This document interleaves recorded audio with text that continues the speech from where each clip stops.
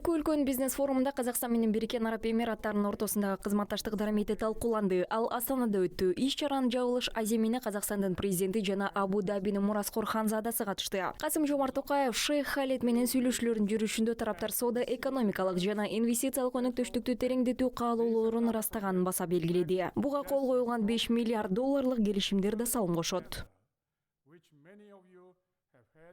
The United Arab Emirates is Kazakhstan's leading trade. Казакстанга жалпы инвестициянын көлөмү $4,3 миллиард АКШ долларын түзгөн Бириккен Араб Эмираттары биздин өлкөнүн Перс булуңундагы соода жана инвестициялык өнөктөшү болуп саналат. Бириккен Араб Эмираттарынын 2031 жылга чейинки өнүгүү стратегиясы инновация, өнөр жай өсүшү жана ар тараптандыруу жаатындагы улуттук артыкчылыктарыбызга дал келерин эске алып, биз эмираттык өнөктөштөр үчүн тартымдуу шарттарды түзүүгө ниеттенүүдөбүз. Offering a favorable environment for all your business, which is going to be fully represented here on our market. Казакстан учурда инвестициялык тартымдуулугун жогорулатууда. Бул максатта өлкөдө эл аралык стандарттарга ылайык экономикалык реформалар жүргүзүлүүдө. Мындан тышкары чет элдик бизнести, анын ичинде Бириккен Араб Эмираттарынын компанияларын колдоо боюнча инвестицияларды илгерилетүү боюнча кеңеш түзүлдү.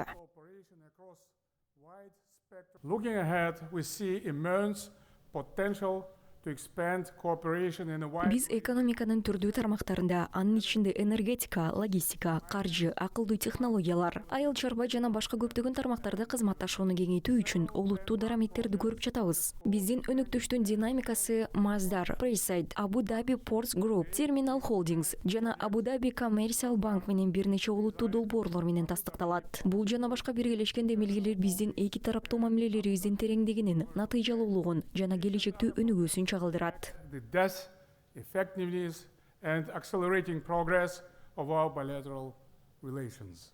Biznes forum doirasida 9 hujjat imzolandi. Ular qatorida zavod, ma'lumotlarni qayta ishlash markazi, quruq porti terminal qurish bo'yicha kelishuvlar bor. Davlat rahbari va Abu-Dabi valiahd shahzodasi Astana xalqaro moliya markaziga bordi. U yerda mehmonlar moliya xizmatlarini tartibga keltirish qo'mitasi, birja, AXMM sudi, xalqaro arbitraj markazi faoliyati bilan tanishdi. Ta'kidlash lozimki, bugungi kunda 46 ta arab kompaniyasi markaz rezidenti bo'lgan Qosim-Jomart To'qayev va Abu-Dabi valiahd shahzodasi poytaxtdagi Shayx Alifa bin Zaid al-Nahyan nomli maktab litseyga ham borishdi.